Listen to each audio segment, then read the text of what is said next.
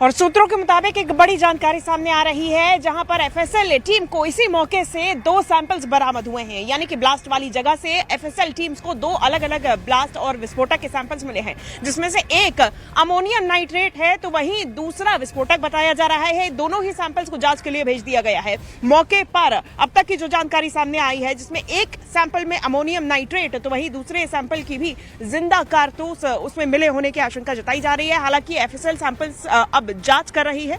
FSL की team की तरफ से इनकी जांच की जाएगी, जिसके बाद स्पष्ट हो पाएगा कि आखिर ये दूसरा पदार्थ क्या था। विस्फोटक ही थे, लेकिन 2 अलग अलग प्रकार के, यानी कि अमोनियम नाइट्रेट और उसके साथ जिंदा कारतूस।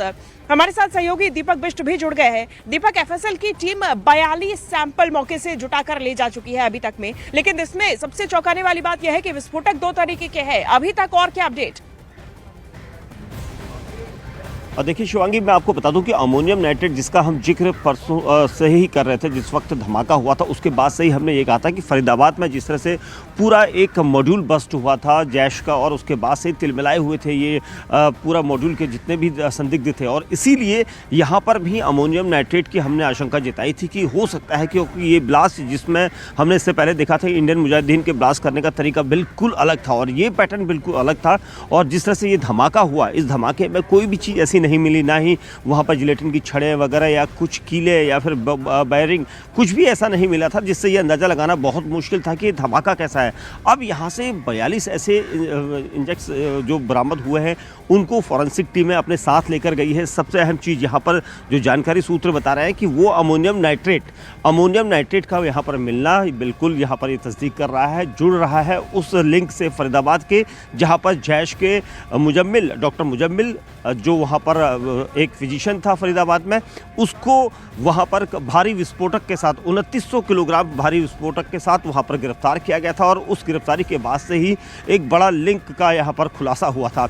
दिल्ली को दहलाने की बड़ी साजिश थी, देश के कई बड़े शहरों को दहलाने की कई बड़ी साजिश थी, और इसीलिए यहाँ पर अमोनियम नाइट्रेट का मिलना, और एक और केमिकल यहाँ पर मिला है जिसको फॉरेंसिक टीमें यहाँ पर लेकर गई है, उसका खुलासा कुछ समय बाद हो पाएगा, क्योंकि गृह मंत्रालय को सारी रिपोर्ट जो एक दिन पहले सौंपी गई थी अलग अलग यूनिट्स ने, उसमें जिक्र हालांकि हो सकता है कि अमोनियम नाइट्रेट के मिलने की वहाँ पर पुष्टि की गई हो, लेकिन ये सब चीज़ें फॉरेंसिक विभाग अब अपनी पूरी रिपोर्ट देकर यहाँ पर खुलासा करेगा। लेकिन सबसे अहम चीज़ यही कि I-20 गाड़ी जो दिल्ली में इस धमाके से पहले एक पार्किंग में, जो लाल किले की पार्किंग थी, वहाँ पर पहुँची थी। उसके बाद उस पार्किंग के बाद वहाँ पर 3 घंटे उसने अपना समय बिताया था। इसका मतलब साफ है कि गाड़ी के अंदर वो 3 घंटे रहा था। डॉक्टर उमर, जिसको लेकर यहाँ पर अभी भी DNA उसका टेस्ट होगा, क्योंकि उसकी मौत हो चुकी है जो चालक था गाड़ी का, लेकिन उसके बाद से ही इन्वेस्टिगेशन एजेंसियाँ इस पूरे मामले में खुलासा करने की कोशिश कर रही है, क्योंकि जैश का लिंक यहाँ पर है, और ये पहले ही हम कह चुके हैं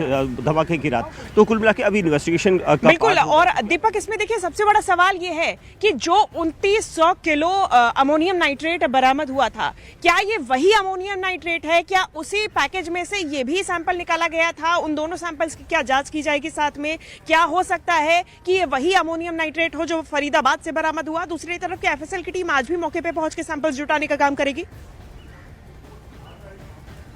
बिल्कुल निश्चित तौर पर देखिए, फॉरेंसिक टीमें अभी भी इस स्पॉट को नहीं छोड़ रही हैं। हम जिस जगह पर खड़े हैं इस स्पॉट को पूरा कॉर्डन ऑफ किया गया है, टेंट लगाया गया है, ताकि किसी की नज़र उस तरफ ना हो। और क्योंकि जिस वक्त धमाका हुआ था शिवांगी, उस वक्त तकरीबन 100 से 150 मीटर दूर तक उसके अंश गिरे थे, यानी पार्ट्स, जो बॉडी पार्ट्स होते हैं ह्यूमन बॉडी के, या फिर जो गाड़ी के शीशे होते हैं जो टूटे थे, वो इतनी दूर तक बिखरे थे।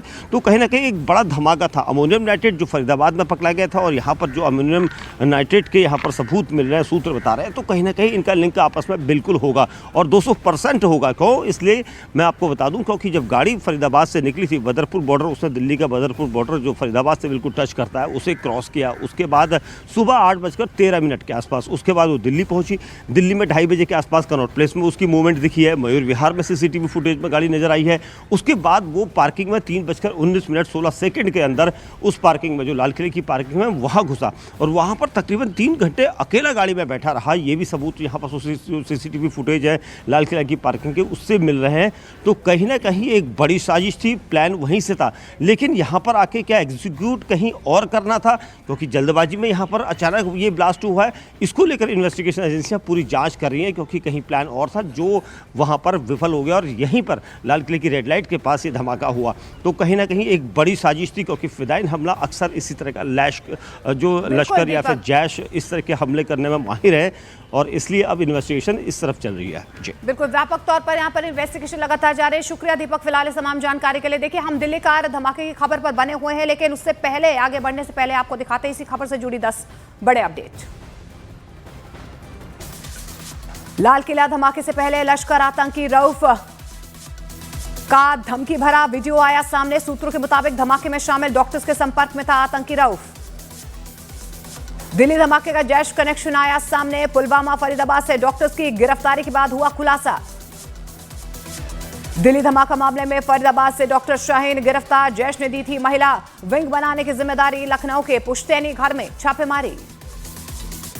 यूपी एटीएस ने डॉक्टर शाहीन के भाई परवेज अंसारी को हिरासत में लिया। एक हफ्ते पहले लखनऊ के इंट्रीगल यूनिवर्सिटी से इस्तीफा दिया था।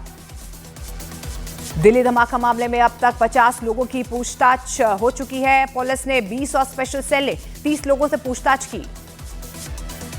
राजौरी पुलिस ने एलओसी के नजदीक रहने वाले दर्जन से ज्यादा लोगों को हिरासत में ले लिया है। कई लोगों का पाकिस्तान कनेक्शन आया सामने। पुलिस ने गिरफ्तार मौलवी इरफान अहमद की पत्नी को श्रीनगर के नौगांव से हिरासत में ले लिया है। दिल्ली धमाके मामले में पूछताछ जारी। सूत्रों के मुताबिक धमाके वाली जगह से 2 तरह के विस्फोटक सैंपल मिले हैं। सभी सैंपल एफएसएल की लैब में जांच के लिए भेजे गए। एनआईए को सौंपी गई दिल्ली धमाके की जांच। गृह मंत्री अमित शाह ने जल्द से जल्द रिपोर्ट सौंपने को कहा। न्यूज 18 इंडिया की खबर पर मुहर। दिल्ली धमाका आत्मघाती हमला नहीं था, घबराहट में हुआ कार में विस्फोट।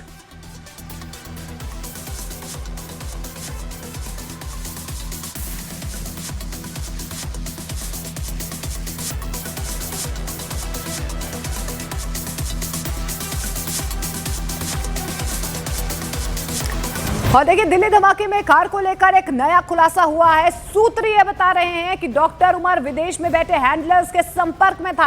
आगे सूत्रों के हवाले से खबर ये भी मिल पा रही है कि सुरक्षा एजेंसियों ने हैंडलर की पहचान की है। धमाके वाले दिन i20 कार लगभग 2:30 बजे कनॉट प्लेस में भी देखी गई थी। डॉक्टर उमर कार लेकर दिल्ली के कनॉट प्लेस पहुंचा था। कार मयूर विहार इलाके में भी सीसीटीवी कैमरे में नजर आई है। तो देखिए, i20 जिसमें धमाका हुआ है उसको लेकर अलग अलग खुलासे यहाँ पर हो रहे हैं। आनंद, और क्या डिटेल्स आप दे पाएंगे, क्योंकि सीधे तौर पर यहाँ पर ये नया खुलासा हुआ है कि कुछ हैंडलर्स जो विदेश में बैठे हुए थे उनके संपर्क में था डॉक्टर उमर। देखिए मोनिका, मौके से 2 कारतूस जो है वो उसके खोल मिले हैं। हालांकि अभी पुलिस ये वेरीफाई कर रही है कि क्या वो जो पुलिसकर्मी मौके पे मौजूद थे घायलों की मदद करने के लिए उनके कारतूस हैं या ये जो संदिग्ध आतंकी थे उनके कारतूस। इसके अलावा पूरे रूट की मैपिंग जो है वो दिल्ली पुलिस की स्पेशल सेल और लोकल पुलिस ने की है। जिस रूट को उमर फॉलो करता हुआ जो है लाल किला पहुंचा था, उसमें मयूर विहार में भी ये गाड़ी नजर आई है, कनॉट प्लेस में भी गाड़ी नजर आई है। कल जैसा कि न्यूज 18 इंडिया ने बताया कि नई दिल्ली इलाके में भी गाड़ी सीसीटीवी में नजर आई है। तो इस पूरे रूट की मैपिंग की गई है। कुछ फॉरेन हैंडलर्स थे जिनके संपर्क में लगातार जैश के तमाम संदिग्ध आतंकवादी थे, उन हैंडलर्स की पहचान भी की गई है और लगातार वो अलग अलग ऐप के जरिए, चाहे फरीदाबाद से गिरफ्तार जो महिला डॉक्टर है या मुजामिल है या मोहम्मद उमर है, इन सभी लोगों से वो विदेशी हैंडलर लगातार संपर्क में था। तो लगातार जो साजिश के तार हैं वो धीरे धीरे खुलते जा रहे हैं और एक जो पूरी सुनियोजित साजिश थी दिल्ली को दहलाने की और किस तरह से लाल किले पे आके एक सुनियोजित तरीके से कार में ब्लास्ट करने की, उसमें अब धीरे धीरे जो है वो एजेंसियों को बड़े क्लू मिलना शुरू हुए हैं।